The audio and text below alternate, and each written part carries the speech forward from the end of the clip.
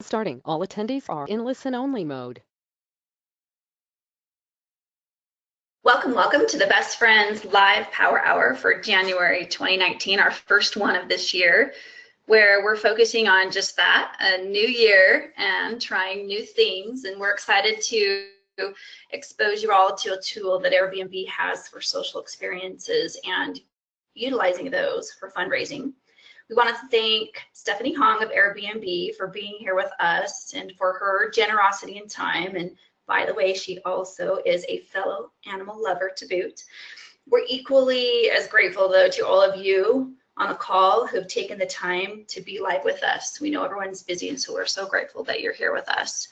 Couple of housekeeping items. We want to make sure everybody knows how to ask questions, because we do want you to feel like you can do that all along the way. So if things come up for you as you're listening to Stephanie, please make sure to look here at the right column. There's a questions section down towards the bottom that you can click the arrow to expand.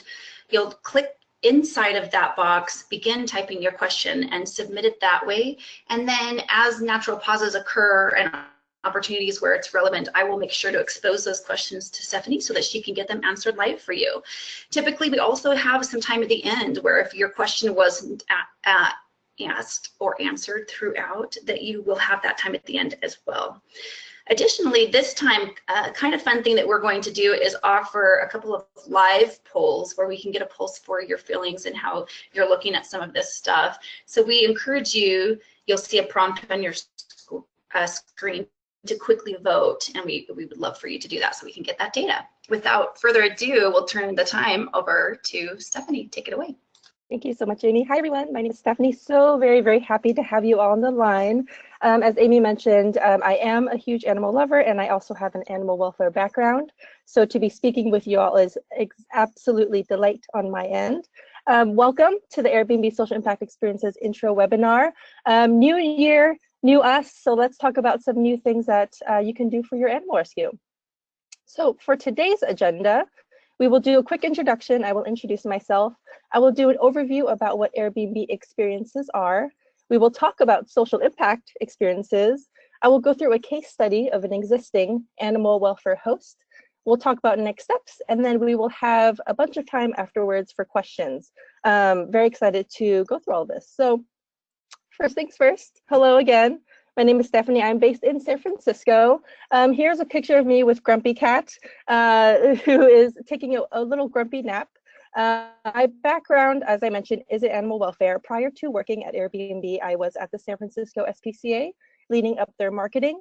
And then prior to that, I was at Volunteer Match as their engagement manager. And even before that, I was working at a conservation center up in Northern California, helping rehabilitate natural California animals. So again, very happy to be speaking with you all. With my animal background, I think it's a win-win for me and hopefully for you as well. And part of an Airbnb tradition is that we share a fun fact.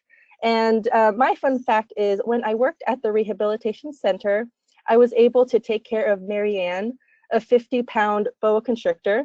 And there was one time that I picked her up and I felt very Britney Spears-like. So that's my fun fact. Hopefully you love boa constrictors as well. So let's go ahead and dive in. Airbnb experiences. You know, I'm curious to know how many of you have heard about experiences. Amy mentioned that a poll would be launching. So I would love for you all to answer this quick question, just yes or no, if you have heard about experiences. Should only take a quick second.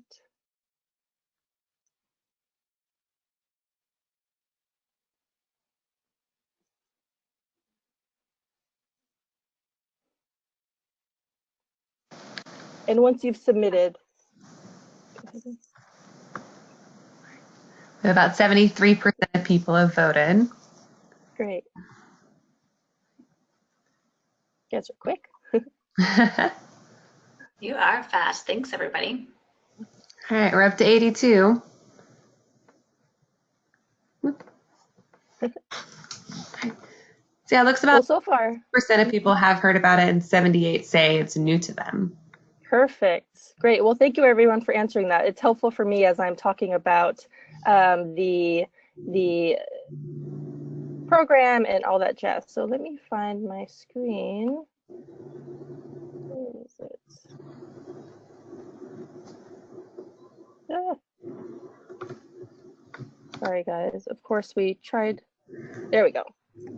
Okay, so 70% Airbnb experiences are new to you, and that's great because I'm excited to expose you to something new. First things first, Airbnb experiences is separate from the homes side of the business, meaning if you host a home, you don't have to be hosting an experience. Or if you are attending or a guest of a home, that doesn't mean that you automatically sign up for experiences. It's completely different, but the beauty of it is that it has the same concept of connecting you to locals and really connecting to the city that you are living in or you are visiting. So, in short, experiences are a way for locals to host activities that connect them to real people and the real culture. And in this slide, you'll see there's a ton of beautiful posters. They look like movie posters, but they talk about, Taste of Africa or Escape to Luna Island. And to really show what experiences are, I wanted to first show you two examples. So first, this one is Life-Changing Music. It's hosted by Lauren, who is the head of a nonprofit in LA called Give a Beat. And she is born and raised in LA. She works in the music industry. And what she does is she tells you about her nonprofit, teaches you how to DJ, and then takes you on a fun night out in Los Angeles. So for those that are visiting LA, of course, they want to be part of the Hollywood scene, music. So this is a great way to see the city in a new way. Another example is Taste of Africa, hosted by Jacqueline. And she was born and raised in Africa, but she's actually lived for most of her life in Paris. So what she does here, she takes you on a Taste of Africa tour where you learn about the different Parisian African fashions. She takes you on a meal, and it really is an all-encompassing experience that people who go to Paris might not expect, but would really, really be transformed by and remember. So that's a quick overview of Airbnb experiences. So you saw those two examples. What exactly are we looking for when it comes to an experience? And I think with a bunch of these great organizations that are on the line, you are definitely on the right track. So first of our guidelines is that it's led by a knowledgeable and passionate host. You all are knowledgeable and passionate about animal welfare, so check that off. Next is that guests participate hands-on or are immersed in an activity. So for experiences, we really want people to be able to not just have a one-way conversation, but actually be involved, learn about the new community, learn about the nonprofit that is hosting. So we are looking for something that's a little bit more engaging. Third, something that gives guests access to a special place or community. Again, as animal rescues, you have that special place and community, so leverage that where you can. We definitely want experiences to be something that is unique and special and memorable. And then last but not least, an experience should tell the story of a host's unique perspective. So we don't want something to just be run of the mill. We definitely want the host to be able to provide their perspective. And in your instance, really share the wealth of knowledge you have about animal welfare and why it's important and why it exists in your local community. So in terms of what we aren't looking for, some quick things that don't really necessarily fit under the Airbnb experience. And I don't think we should have an issue with this group. But first is we are not looking for large and impersonal tours. We're definitely not looking for things like the big red bus. We want things where guests can connect emotionally with you and with your cause. Next is we're not looking for an event with no clear host. So I mentioned earlier that an experience has a host that can provide their unique perspective. In my opinion, that's really where the magic comes from. So we definitely want experiences with the host.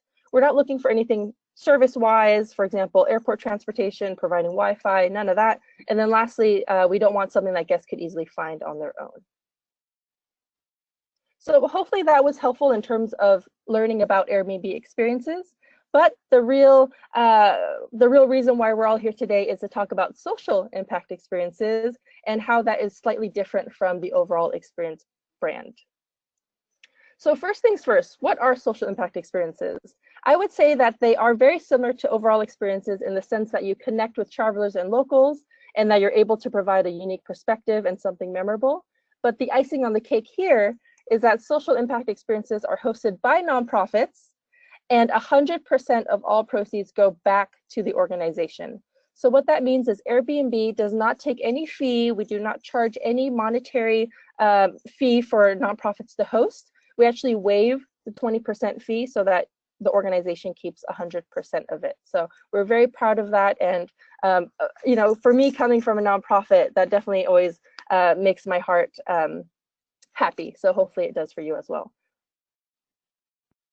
So who can be a host for social impact experiences? Of course, the big part of the program is nonprofits. So, you know, all validated nonprofits are welcome to host, but we also have a couple other use cases that can become hosts as well. So fiscal sponsors, for example, we know a lot of nonprofits have partnered with fiscal sponsors to jumpstart their nonprofits. And we've definitely seen a few on our platform where they have used their fiscal sponsor partnership as hosts. And then, of course, friends and partners of the organization. I know a lot of you might come from municipal shelters, and that is definitely, we will accept that as well. Friends of animal rescues, like volunteers, or you know, friends of shelters. I know sometimes they have 501c3 that's separate from the shelter, so we accept those as well. So really anything that you can think of, anyone that has the passion that wants to be a host can be a host. The only thing that we require is that you are TechSoup validated, meaning you're able to provide your 501c3 status and that information. Steph, can you tell us a little bit more about the fiscal sponsors? Yeah, what those are? absolutely. Yeah, so we have a few nonprofits on our platform that you know, are partnered with a fiscal sponsor where they share their bank account, they are leveraging their 501c3 status. So they are still able to host, but they just have to get buy-in from their fiscal sponsors to provide the TechSoup validation and the bank account information, so that when they do get paid, it goes through the fiscal sponsor, and then the rescue themselves will get a cut from that.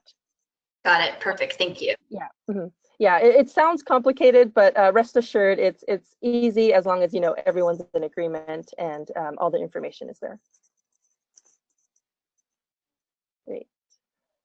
So I could go on and on about talking about the program, but I think it's best to hear from an actual host. I'm very excited to introduce Helen in this video. She is from Guide Dogs for the Blind, based in the United Kingdom, and she shares her story about how hosting social impact experiences has changed her nonprofit, and of course the lives of the dogs and the attendees. So without further ado, I'm going to play this 3-minute video. People's reactions when they meet the dogs. They know how to wiggle their way around your heart. Guide Dogs is a charity that's been around in the UK since 1931. Currently there's 2 million people in the UK living with sight loss, so our work is more vital than ever. The social impact experience for Guide Dogs on Airbnb has allowed us to raise awareness of the work that we do.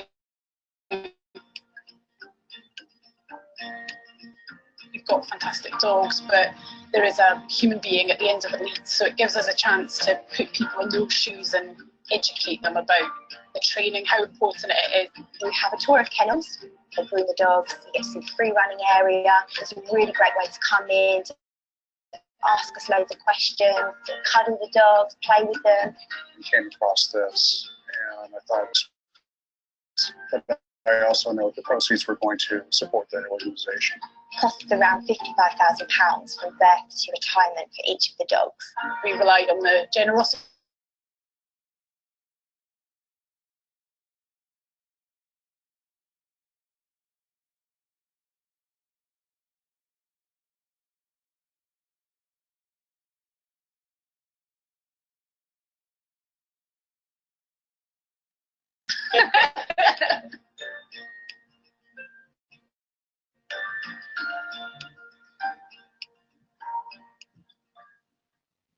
I love that video. Our colleague Holly, who's based in London, she was able to be to join the experience that day, and she said that it completely changed the way that she thought about guide dogs and their purpose and how they help you know, folks all around the world.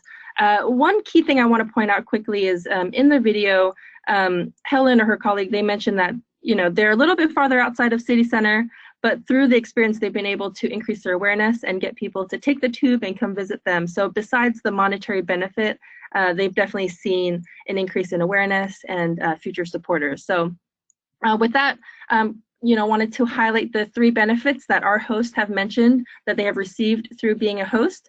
First is, of course, raising awareness. Airbnb.com has millions of users that visit the site daily, not daily, but often.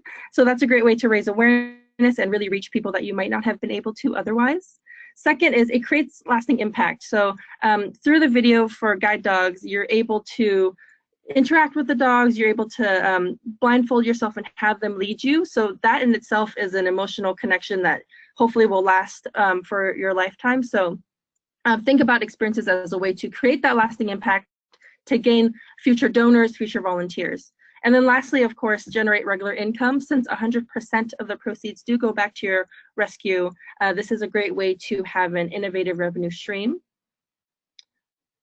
Okay. Stephanie, we do have a question coming in from Katie Pemberton, and she asks about how you mentioned that municipal shelters who also have a 501c3 are eligible. And she just wants to know, because they are a muni shelter that does not have a 501c3, but donations to them are tax deductible as a government agency. And so she's just wanting clarification as to whether or not she's eligible. Yeah. So, Katie, to clarify, you're from a muni shelter that is a nonprofit but does not have 501c3 status. Is that correct? Sorry, yes, that's correct. Okay, great. And if that's the case, if you have a Friends of shelter, you can leverage their 501c3 status to receive the funds. I have to double check with TechSoup, our nonprofit validator. If you have the government paperwork, you should be fine. But otherwise, I would recommend leveraging a Friends of. And if not, you could still host. There would just perhaps be the 20% fee. Okay, thank you for clarifying. Yeah, hopefully that helps. Okay, so I've spent some time talking about experiences in general, showing some examples, watching the video. Now I want to dive into actual examples so you can see what our current animal rescue or animal welfare partners are doing, and hopefully this spurs up some creative juices. So first, this is one of my favorites. I grew up with 3 cats, so this is one that's close to my heart. We are partnering up with Cat Cafe Lounge, a nonprofit down in LA, and Christy, who's the founder of the nonprofit and the lounge, is the host of this experience, Drink Coffee and Hang Out with 30 Cats. So in this experience, guests will pay $25 a person to be able to meet these adoptable cats and really just enjoy some time in LA, maybe in a different pace, so to speak. So this is one great example. She's been hosting, definitely over 6 months at this point, and she has close to 5 stars, which is wonderful. And so far, a lot of people who leave the reviews say that it's been really fun to meet the cats, and I believe there have been a couple adoptions as well. So this is definitely a great example. Next is a nonprofit in Split, Croatia. They are the Animal Protective Foundation, and what they do is when people go to Split, they probably want to see the ocean, they want to see the beautiful Croatian landscape, and what Animal Protective Foundation here is taking advantage of that and incorporated their rescues into the experience. So they take their rescue dogs and their guests out to near a city center and the ocean and to really just learn more about the city and of course learn more about the dogs and how they have rescued hundreds of dogs in their town. So this is a fun way where they have leveraged their local landscape, things that people want to see, and then mix it with a twist with their rescue animals. And they're doing extremely well too, 4.9 stars and over 65 reviews. And you'll also notice that these experiences have different prices. So previously this Cat Cafe Lounge was $25 a person, and this is $12 a person. And the reason it's so different is you have to think about your location and kind of, what you would pay if you were traveling to your city, and Split is a little bit more affordable than Los Angeles. So you can play around with your pricing, but we can talk more about that if anyone has questions. Next, here's another cat one, and this is based in Australia. It's the Cat Protection Society, and the CEO, Christina, is the host of this experience. She takes you to the shelter gives you a tour where you get to meet all the adorable kitties. And then icing on the cake is you get to enjoy some wine with the cat. So I really like how Christina got creative with this experience where she's able to take you in to her shelter and really tell the story. And then, of course, you know, have some more fun with some wine to loosen up the conversation and whatnot, and hopefully encourage some adoptions. I'm just kidding.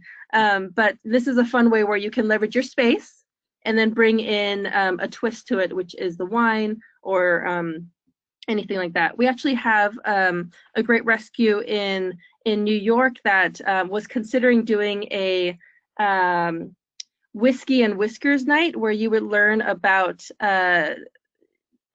you know, trapping cats and feral cats, and then afterwards you would enjoy some whiskey. So can really get creative with what you want to do here. And then last but not least, I wanted to share Free Animal Doctors experience. They are a nonprofit in Los Angeles. You might have seen or heard about them through animalsheltering.org or other publications, but they are one of our top performers on our platform. They host a 2-hour hike up Runyon Canyon in LA, which is a popular hiking spot to see the Hollywood sign, to see, you know, great views of LA. And again, they've incorporated this iconic location with a twist with bringing their rescue dog. So they take up to 10 to 15 people at a time on this hike, and they bring, you know, as many rescue dogs as they can. Usually it's about 6 to 10 dogs. And all of these dogs are adoptable, so people who are walking them have the chance to adopt them. It's a great way for them to socialize the animals and really help them, you know, become adoptable. So this is a wonderful experience. And you'll notice for this experience that they charge $55 a person, which sounds like a lot. But when they first started a year and a half ago, they're charging $15 a person. And since then, through positive reviews, through the demand that they've been seeing, they're able to increase their price per person and, of course, increase their revenue. So this is a great success story. And with that, I wanted to share their case study and kind of talk about what they've done, what they've seen in terms of results, and where they hope to go to in the next year. So again, Free Animal Doctor hike Runyon Canyon with a rescue dog. We pulled some quick numbers, and this is from July 2017 to September 2018. But through that time, they have generated over $120,000 through this experience. They've been able to connect close to 2,500 people to their rescue animals and their nonprofit. They've given the dogs 176 days of exercise. And then my favorite is they've increased their adoption rates, or they've seen their adoption rates go up by 33% through their experience. So they're definitely seeing great awareness, great funding, and great adoptable statistics through hosting this experience. I had the pleasure of speaking with Ryan, the co-founder of Free Animal Doctor, and my main question is, what was the biggest surprise that you saw from hosting this experience? And it was incredible. We spoke for almost 2 hours, and he was talking about how the socialization of the animals was really the most incredible thing that he's seen. And he is a strong believer that bringing people on these hikes has been rehabilitating for the dogs. They're able to re-socialize and become more adoptable. He shared a story about Princess, which is a small Yorkie who before would nip at everyone, bark at everyone, and now she will immediately jump on your lap and wiggle her tail. So very happy to see that Ryan has seen this change in the animals that he's bringing, and hopefully the guests have seen it as well. But besides what Ryan has said, I wanted to share some testimonials from guests who have attended the experience. This is Andrea. She was visiting from out of town, and she mentions that it was a great way to see the Hollywood sign, but also help rescue dogs along the way. So she says that this was definitely something that she would recommend to anyone visiting LA, and that it was a great way for her to see the city while helping out some adorable pups. And then one more from Deb and Colin's family. They were visiting from Texas, and they brought their whole family along. So as you can see, the age ranges, and she said it was a win-win situation because, again, they were able to see LA and the Hollywood sign, but also learn more about what the shelter or what the nonprofit is doing, and learn more about how socialization helps adoptability. So she was very excited to be able to help these dogs be rehomed and find a forever home. And besides the testimonials and the reviews, Free Animal Doctor has also leveraged this experience to put on their website. So now people who do visit their website can see the great programming that they're doing and learn more about this. In addition, they have utilized Facebook and social media to keep the conversation going. So they have created this special group on Facebook where they invite previous hikers to join so they can keep up with the dogs that they hiked with and find ways to donate and things like that. So as you can see, as of September, this group has 453 members and it remains active. So again, this is a good way to create the long-lasting impact and keep the folks who attended engaged with your nonprofit and hopefully become future donors or adopters. And then last but not least, they've also leveraged Instagram. You know, as they're hiking, there's a lot of great opportunities for taking great photos and whatnot. So this has been great for them to increase awareness because, as you know, when a picture of you is on Instagram, you might want to share it with your friends, screen grab it, and things like that. So they've really learned a great word of mouth and keeping the conversation flowing. So any questions so far based on Free Animal Doctor's case study or anything like that? I have a question, and you might cover this later, so if that's the case, feel free to position it at the time that it's relevant. But something that might be helpful for the folks on the phone is just understanding when you get to that point where how much time you feel like Free Animal Doctor had to take to kind of get this going, setting things up and maintaining being those hosts, because obviously, you know, they've got to be present and be a part of it. And so just curious if you have a sense for some of the time that went into setting up, keeping it going and maintaining, if they had to create sort of like a position around that or a person who generally focuses there where theirs has grown. Amy, that's a great question. So Free Animal Doctor, they were wonderful to partner with because they are a very small nonprofit. They have Sam and Ryan, who are the co-founders, and then 2 volunteers who volunteer their time. So when they first thought about hosting this experience, they had the same apprehensions. They were like, how are we going to find the time?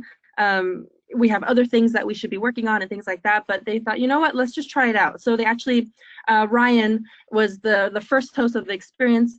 It took him a little bit to get started. I would say the application process was easy. That took maybe 2 weeks tops for them to get something up and running. The hike itself, they did a lot of promotion with their existing donors, their Facebook, and then you know, LA Weekly and things like that. And I would say their first experience probably got maybe 5 guests, 5 out of 10, which isn't bad. But eventually they started filling up full capacity over time. And that took maybe about 2 to 3 months to really find that rhythm where they were able to be full every time. And after that, they actually started hosting 4 times a week. So as they got that rhythm, they were like, okay, we see the potential. We see the monetary return. Let's keep doing this. So they actually started hosting 4 times a week. And now at this point, they were able to hire 2 new volunteers, 2 new part-time paid folks to lead the hikes. So long story short, they started small, they expanded as they saw the return. Now they have seen the return and they have hired 2 additional people to lead the hikes to be able to bring in more revenue. So it's definitely been an interesting journey for them. And since then, they have actually expanded out to San Diego as well to host a beach day with rescue dogs. So awesome. So they're definitely one of our proudest and you know, most successful hosts, and I think they've shown the success, and I think it's definitely possible for other animal nonprofits out there. Awesome. We did have another question come in from Dawn Braniff. I hope I'm saying her last name right. She was wondering if you happen to have any case studies of any organization that's not in quite as large of an area as Los Angeles. Yeah, that's a great question. So we don't have another case study, but we definitely do have a bunch of examples of shelters outside of Los Angeles. A few come to mind. Let's see. We have a couple in Colorado, in Portland, We just launched one in Minnesota. So I can absolutely compile some and send them over because we have seen success. I think for those where it's a little bit outside of city center or perhaps in smaller cities, you have the ability to attract more locals and people who might be in a nearby city who will make the trip out there. So it's definitely doable, and we have seen success so far. Do you feel like there's a correlation between the Airbnb rental home presence in the area and the experience? And maybe you can talk to that. So say there's an area smaller than LA, but they have a fair amount of Airbnb rentals potentially. Yep. And that's where it gets surfaced. So maybe you can talk to that if you're not already planning to later. Yeah, Amy, that's a great call out. So there is definitely a correlation between homes and the experiences side, because we have a lot of internal marketing that happens. So for example, let's say I book a home in Las Vegas, and I don't want to go to the casinos or anything like that. I want to look for something more unique. So once I book a home in Las Vegas, I will receive an automated email that says, welcome to Las Vegas. Here are some cool things you can do, with a list of the experiences in that city. So that's a great way to have, free internal marketing for people who are active and engaged with the city.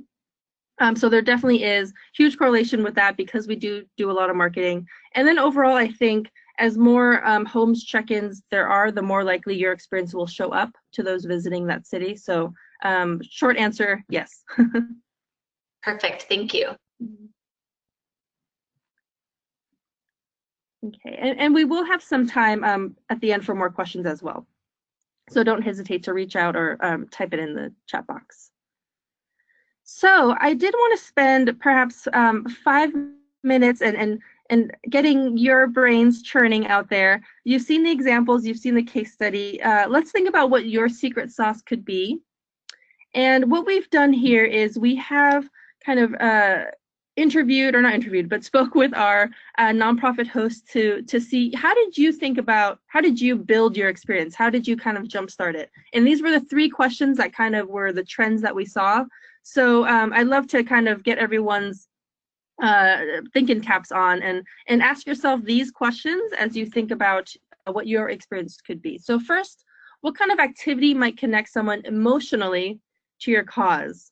So really think about what made you fall in love with your cause. Was it your first adoptable dog? Was it learning about the Adopt Don't Shop movement? Things like that. Really think about what you can incorporate as an activity so that folks that do attend your experience will connect and hopefully have the same transformation that you had.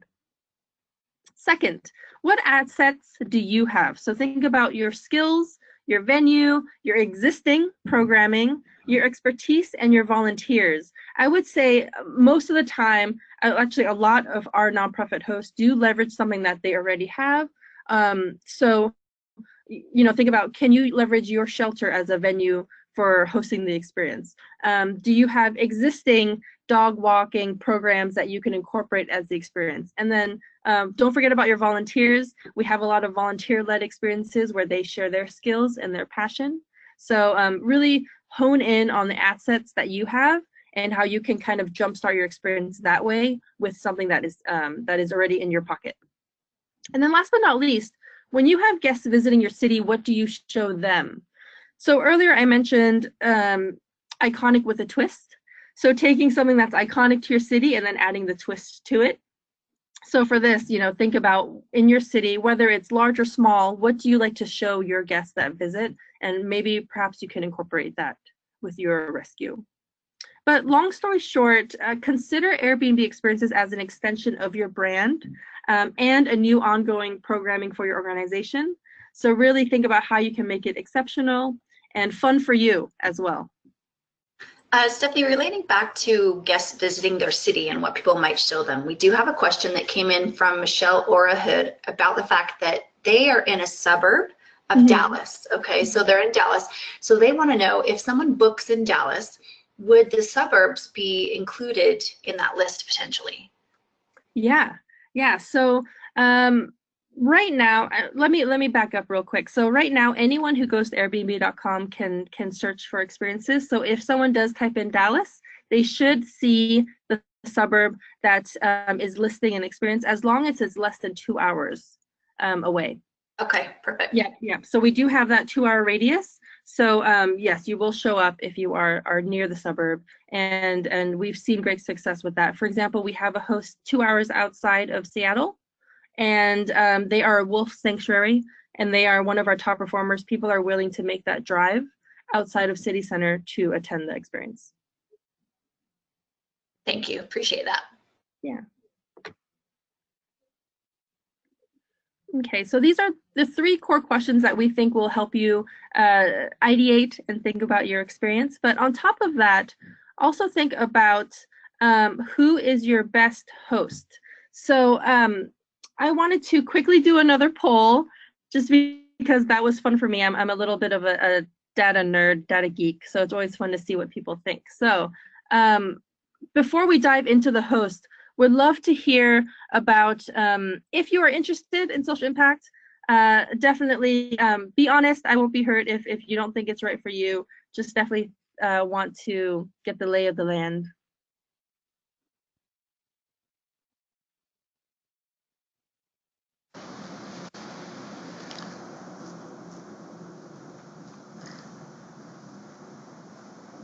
Okay, happy to see that nearly 70% is ready.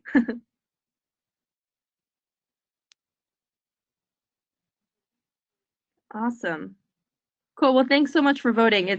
It helps me, especially as I am building these presentations or learning about how we can improve the program. So thank you to all those that voted. And for the percentage I said they're not ready right now, definitely we will keep in touch, I'm sure, and we can regroup when you are ready. Perfect. So for those that are ready, think about who would be your best host. And we have a couple different variations that we've seen on the platform. First, of course, no-brainer, staff member. In those examples I shared, it was a lot of co-founders or staff that are enthusiastic about sharing the opportunity.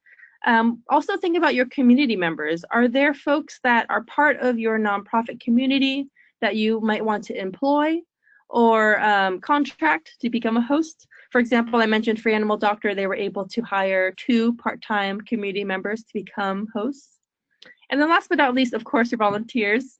Think about volunteers that are looking for a new way to give back, or perhaps they have a skill that they want to share that they can incorporate with their cause. So for example, we have a host in the US who, she's a volunteer of the animal rescue, and she actually loves to knit.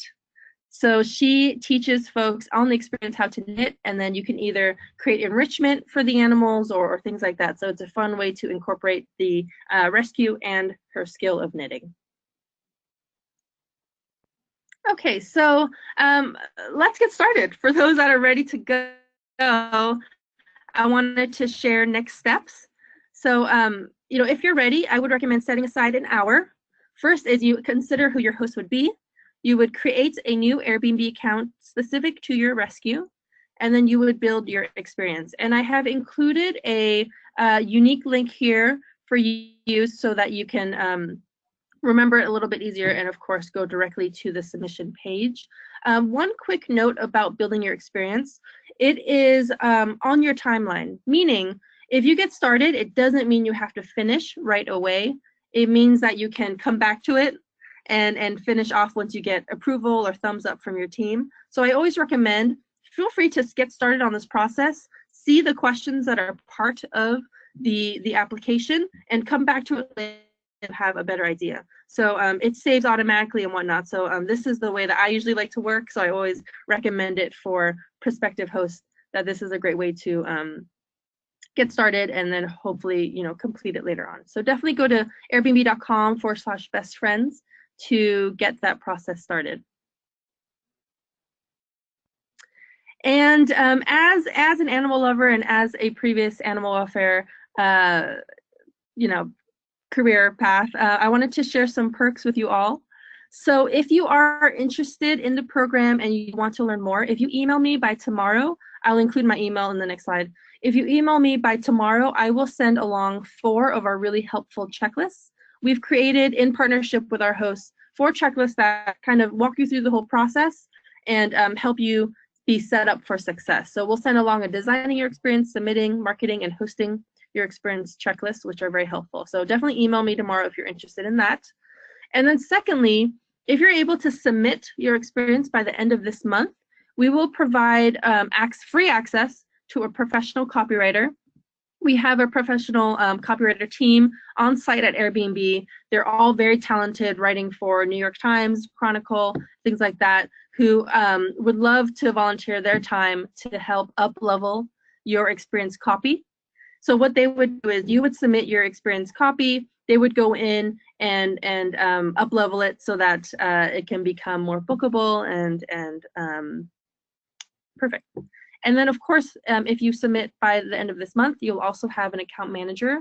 So you'll have one-on-one support to make sure that you have everything you need. So those are 2 perks, 2 call to actions. If you're interested, email me by tomorrow, and I'll send along those checklists. And then if you submit by the end of this month, you will get free copywriter and free account manager.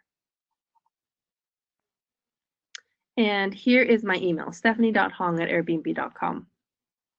And with that, I would love to open it up to additional questions.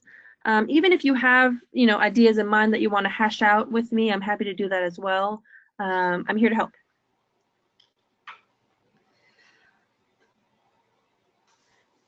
So Stephanie, we'll make sure, and for those on the call, we will post what you just shared as the perks in our digital community so that people know what your email is, when to take action on that so that they can receive those toolkits that you're offering. Have you had anyone who has taken advantage and/or you've offered these services to, like the copywriting and account manager? What is the actual role of the account manager? What does that particularly help the rescue with? Can you clarify that just a touch more? Yeah, absolutely. So for the account manager, they will be your direct line to Airbnb, meaning if you run into any issues, or if you would like some advice on pricing, or if you would like to perhaps change your experience, they would be your go-to person to help you with those optimizations. It would most likely be me who would be helping. We also have a team of 3 others on the social impact team who have spent years working in the nonprofit industry and also at Airbnb. So they are very thoughtful and, of course, experts in the field. So these account managers are experts who can help make sure that you're successful and that you are doing everything that you can to gain those extra funds and, of course, the extra awareness. Perfect, thank you. Katie Pemberton has a question about, a great one about your hiking program example that you featured. And she's wondering if it runs year round. She's just thinking about potentially extreme heat, which in their particular area they would have. So she kind of wants a sense for how that runs.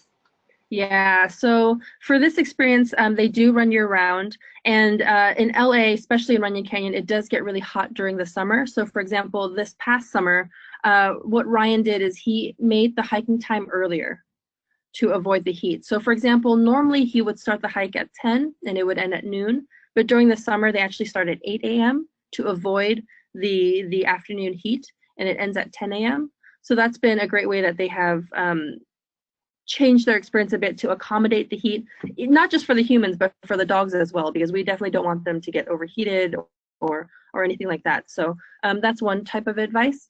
Another thing that other hosts have done is they will pick another location that perhaps has more shade. They will also bring ice water for the guests, ice water for the dogs as well. So there's definitely things that you can do to play with Mother Nature a little bit.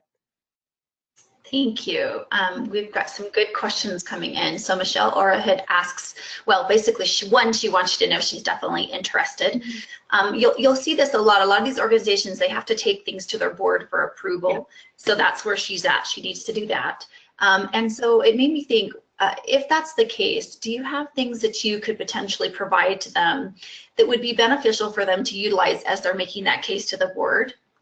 Yes, absolutely. So Amy mentioned that she would be sending over a follow-up with some links and whatnot, and I've included a couple, the case study, a landing page, and just more information that you will be able to pass along to your board members so that they can review it. We definitely know what you mean, so we did our best to provide as much information as possible to ensure that the teams that you speak with understand the program and see the upside. So yes, you will receive all those materials. And just sort of as a follow-up to that, do you feel like it would be beneficial to them to pre-decide what their experience would be before going to the board, or maybe include the board? I don't know. I just want to look at that kind of order of events. Do you have a recommendation there? Yeah, I would say definitely have something in mind. Of course, you don't have to have anything baked in yet, but I would say before you go to board, have something in mind so that when you are explaining it to them, they understand that, okay, this is something about long-term connection. This is something about getting our dogs out for exercise or a cat socialize. So at least think of perhaps one or two different options because for me, at least, when I get examples, I get a little bit more excited about the actual topic or project. Okay, awesome. So Pam Adelman, she wants to know if it's possible to connect with other organizations that are also offering Airbnb social experiences or social impact experiences in their community. So for example, if they do one experience with a better known attraction, to have their experience recommended by them. Does that make sense, what she's asking? Kind of collaborating with others in the area who are doing experiences. Pam, I'm going to, is she still there? I'm gonna, oh, I don't see her on audio, so I don't know if she's gonna be able to clarify her question there, but it sounds like she's wondering if people can recommend their experience too. So say someone signs up for my experience and they have a great time and they say, you should also try so-and-so's experience. I think that's what she's saying. Yeah, that's a great question. Yes, that is definitely possible. First, kind of a twofold answer on my part. First is if you go to Airbnb.com and look for experiences in your area, you're more than welcome to do research and also message those hosts to learn more, especially if there's already an animal rescue hosting in your area. Secondly, we are building out our community group. So this is actually really exciting. For cities that have a lot of experienced hosts, we actually have started a community group where they meet up perhaps once a month or once every quarter to just hang out, chat about their pain points and their wins, and of course take each other's experiences as well. And we've been encouraging them to cross promotion and really just up-level the community themselves. So that's definitely something that we're trying to help our hosts with, and something that we see will be a big thing for 2019. We want everyone to succeed to the best of their ability, and we want the community to take the charge on that. Perfect. You went the right direction with that, because Pam did clarify that she really did mean people going to a major attraction such as Bass Pro, for example. Could they recommend them to the guests at Bass Pro? And so that's kind of where you went there. So yes, she said that answered what she wanted to know. Yeah, so, and Pam, I think your head's in the right spot, because a lot of our nonprofit hosts will leverage their local community and their local partners to help cross promote. So, for example, we have a cooking class that's hosted by a nonprofit, and they have partnered up with their local grocery store to help cross promote. So people who are visiting that grocery store can learn about that experience and hopefully sign up. So cross promotion is definitely a thumbs up on my end. Awesome. Do you have any other data on some of your, I know you shared examples from the LA group and some of the results that they saw. Do you have any other data points? And if you don't write on this call, that's okay, but curious if there's other things that you've seen from a data perspective that you could share that would be relevant to these guys. Absolutely. So of course, they're all different based by city and based by the experience that you're offering. But one example that I can share is, I don't want to share the org because I want to keep their confidentiality, but we have an organization in Chicago who has started hosting for a couple months now, and they've been able to raise a couple $1,000s So that might not sound that much to some folks, but for them, they've seen an increase in their awareness, their Facebook group, and kind of the overall engagement. And then they think that since it's only been a couple months, they see huge potential for the rest of the year. Similar to what I shared about Free Animal Doctor in Los Angeles, they've increased their pricing over time. So that's exactly what we hope for a lot of our nonprofits to utilize as they begin to grow and get more of those reviews. So I perhaps can pull together a couple more. I just have to get approval from the organizations to share their information. But overall, I think the more you host, the more you do marketing, you will definitely see more results. Perfect, thank you. Paula Church is asking how the frequency of the experiences work. So their obstacle will be having staff or volunteers available, which I'm sure you've heard before. So she wonders, can you start with offering the experience a couple of times a month, or would it be best to offer dates and base it on the number of people attending? Paula, that's a great question. So first things first, the schedule is completely up to you. So it's based on your flexibility. When you are ready to host, you will select the specific dates that you would want to host, and people would book those specific dates. One thing that we've learned is that a sweet spot is to be able to host at least once a week. And we say this because when you go to Airbnb.com, people usually search by the date that they're traveling or the date that they're free. So the more often that you're able to host, the more often you'll show up on the search results. So we do recommend once a week, but as you start, I think a couple times a month is totally fine. The only thing that we would recommend is that you do as much marketing on your end as possible to start, because of course it would be great for you to get your friends and family and colleagues to sign on to your first experience to build those initial reviews, because reviews are social proof.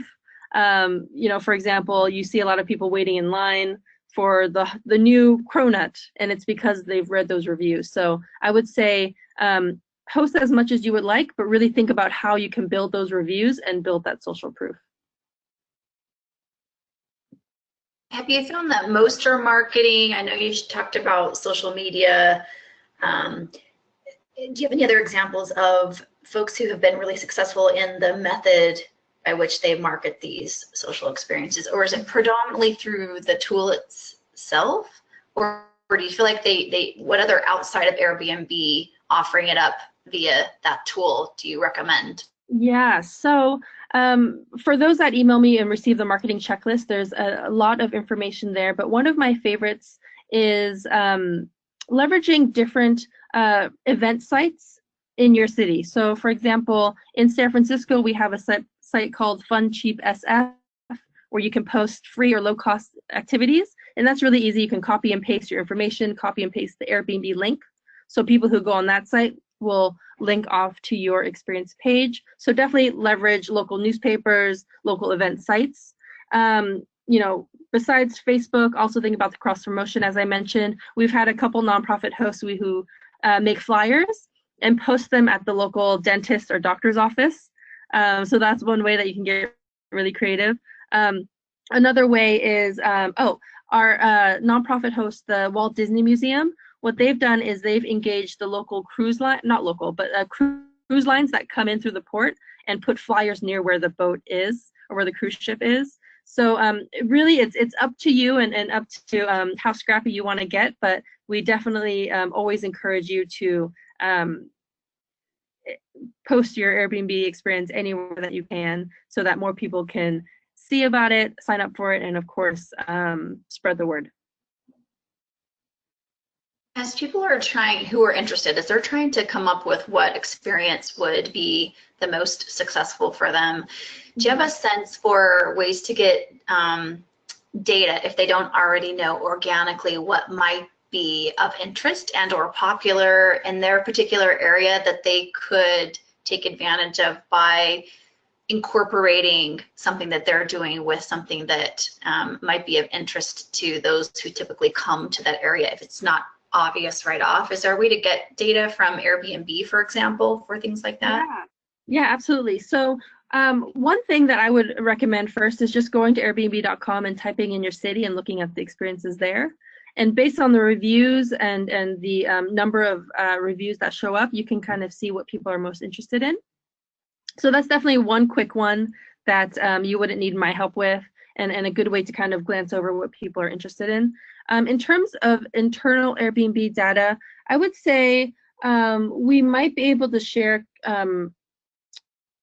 neighborhoods or areas that people stay in, but I think ultimately the quickest thing would be to go on Airbnb.com and see how existing experiences are doing. Yeah. And then on top of that, you can also, do a quick Google search that says like things to do in X. We've had a lot of nonprofits do that, or even go to TripAdvisor and see what's popular in their city as well. And do you have the ability for them to know if someone's already doing something with that particular iconic adventure in that area? For example, if another nonprofit's already offering an experience, that it'll be obvious to them, so there won't be duplication, for example. Exactly. Yep. Yeah, you'll be able to see. You can click through and read their experience page and learn about that. Yeah, but we don't frown upon duplicates. Of course, we wouldn't want it to be the exact same thing, but we do have a couple nonprofits that are hosting something similar, but they still do well individually. Okay, that's good to know. Yeah. We have about 4 minutes left. Do you have anything that you would share with these folks who right now are saying, okay, I'm totally going to do this. I'm going to hop on and start setting things up. Is there anything that you have that when users go to start for the very first time, that maybe they take a pause and they are unsure, or they have questions, or something that maybe is a mini barrier or something like that, that you could tell them about right now so that they're prepared for it when they go to set up and can be as successful and do it as expeditiously as possible? Yeah, absolutely. I would say one big thing is the host is really important. So we definitely don't want this to be something that isn't fun for you or isn't fun for your organization. So think about who is your host, who is passionate, who is enthusiastic about this. Because I think the main thing that we've heard from nonprofits is that sometimes it's hard to become a host and engage with 10 strangers every week. So really think about who is most excited to spread the word about your organization. And then ultimately, don't be afraid to take risks. I think we've learned a lot since this program has started, and our hosts have learned a lot since this program has started, and we've changed a lot, and we've learned from our mistakes, and we've kind of been on our toes. So as you are hosting, don't be afraid to make mistakes, and don't be afraid to ask your guests what they thought. Getting live feedback is really helpful, and always looking to improve. So on the topic of new year, new things, I think this is one thing where don't be afraid to take a risk and try something different. Awesome, thank you. On that note, we have about 2 minutes left. Don't be afraid to still submit a question via chat if you have one, and I'll kind of keep my eye on that. But really, we just want to thank everyone for joining us and interacting and asking questions. We're really excited to see some experiences that crop up and happen from this. And we would encourage any of you who are on the call to take advantage of this opportunity with Stephanie's help. And honestly, we'd love to follow your success. So if we have someone on the line who ends up signing up and you're really going to go after it, it would be really cool to be able to follow that and be able to circle back around and see some of those results over time as things continue to evolve, because we know that it might take a little bit for things to catch on, but as they do, we would love to be able to hear back. So we'll make sure that we stay in touch and that we make sure that everybody has the support that they need to get these set up and feel successful to be able to run them, and not only have those funds coming in, but some meaningful experiences with people as well. Mm-hmm. I do have a last question, whether it's better to keep the experience the same, or do any hosts offer different experiences? Mm-hmm. Yes, we have many hosts that have multiple experience pages, meaning they offer different activities. So we have one host in Cape Town. It is it's called Afro Ocean's Alliance, and they help with conservation and making sure that the Earth stays beautiful. And they host 3 different experiences. One is walk with penguins, one is paddle with penguins, and one is snorkeling. So they've done a good job of, really launching a completely new programming for their nonprofit. And I want to say, this is confidential, but I want to say that perhaps they now are generating 80% of their revenue through these 3 experiences.